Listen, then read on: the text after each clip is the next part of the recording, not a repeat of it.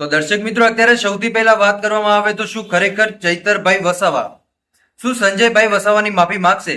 ચૈતરભાઈ વસાવા જે 2 મહિનાથી લગાતાર જેલની અંદર રહ્યા, એ ચૈતરભાઈ વસાવા શું ખરેખર આદિવાસી સમાજની વચ્ચે જઈ અને જે સંજયભાઈ વસાવા હતા એમના વિશે જે અભદ્ર વાણી વિલાસ કર્યો, મારામારીના કેસમાં ચૈતરભાઈ વસાવાની અટકાયત કરવામાં આવી, પણ આ બધાની વચ્ચે સાહેબ સંજયભાઈ વસાવાએ ચૈતરભાઈ વસાવાને સારી ઓફર આપી કે સંજયભાઈ વસાવાએ શું કીધું કે ચૈતરભાઈ વસાવા સાહેબ કીધું સાહેબ કે હું તમને બહાર લાવું, તમને હું બહાર લાવીશ, પણ એની પહેલા તમારે એક કામ કરવું પડશે કે શું કે તમારે અમારી આદિવાસી બહેનોની વચ્ચે આવી અને માફી માંગવી પડશે કે અમારી આદિવાસી બહેનો વચ્ચે જે તમે અભદ્ર વાણી વિલાસ કર્યો એ તદ્દન ખોટો હતો.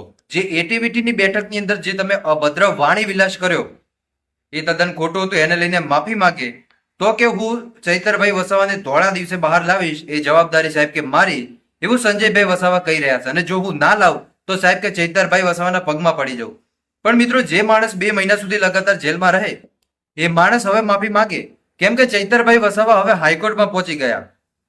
હાઈકોર્ટમાં ચૈતરભાઈ વસાવા ગયા જામીન માટે અરજી કરશે, અને જો મિત્રો હાઈકોર્ટની અંદર ચૈતરભાઈ વસાવાને જામીન મળશે તો મિત્રો ચૈતરભાઈ વસાવા આજે નહીં ને કાલે નહીં એ માફી નહીં માંગે. પણ જો હાઈકોર્ટની અંદર જામીન ના મંજૂર થયા તો પછી ચૈતરભાઈ વસાવા જોડે એક જ રસ્તો, કાં તો એ જેલની અંદર રહે કાં તો પછી બહાર આવવા માટે સંજયભાઈ વસાવા અને એમની આદિવાસી બહેનોની વચ્ચે આવીને માફી માંગે તો સંજયભાઈ વસાવા પોતાની એફઆઈઆર પાછી ખેંચી નાખશે ને જેના કારણે ચૈતરભાઈ વસાવાને ફાયદો થશે અને ચૈતરભાઈ વસાવા જેલમાંથી બહાર આવશે. પણ આ બધાની વચ્ચે સાહેબ એક મોટો પ્રશ્ન, માફી.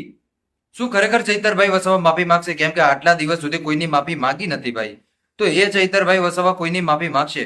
મને લાગતું નથી કે માફી માંગે. જો તમને લાગતું હોય કે માફી માંગશે તો મને એક કોમેન્ટ કરીને જરૂર બતાવજો. બાકી મળીશું આપણે નવા વિડીયોમાં. જે કાંઈ પણ સમાચાર મળશે ચોક્કસપણે તમને વિડીયોના માધ્યમથી માહિતી આપતો રહીશ.